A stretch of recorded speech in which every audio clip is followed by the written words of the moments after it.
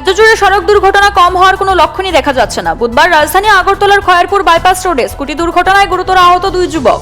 অগ্নি নির্বাপক দপ্তরের কর্মীরা ঘটনাস্থল থেকে আহতদের উদ্ধার করে প্রথমে রানীর বাজার হাসপাতালে নিয়ে যান, কিন্তু তাদের আঘাত গুরুতর হওয়ায় জিবি হাসপাতালে নিয়ে আসা হয় এক যুবককে।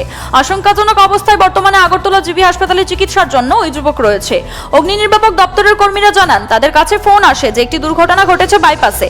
এই খবরের ভিত্তিতে তারা ঘটনাস্থলে পৌঁছে আহতদের উদ্ধার করেন।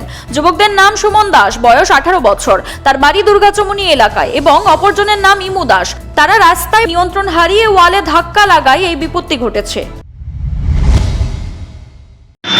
বাইপাসে একটা দত্তচমুনিতে একটা অ্যাক্সিডেন্ট হয়েছে। আমরা গেছি গিয়ে পেশেন্ট পাইছি দুজন, একজন রানী বাজার আনছে, আরেকটা আমরা লইছি। তারা কি স্কুটির মধ্যে আসছিল না বাইকে? প্রাথমিকভাবে মানে কি দেখলেন, কিভাবে দুর্ঘটনাটা হইতে পারে? তো পেশেন্ট যারা দুজনরা যে একজনও আমরা গাড়িতে দেখা করছি, আমরা টার্নিং কাটতে দিয়ে পড়ে গেছে। এখন অবস্থা কিরকম তাদের? আছে মোটামুটি। আহতদের নাম পরিচয় পাওয়া গেছে কি? দুজনের নাম পাইছি।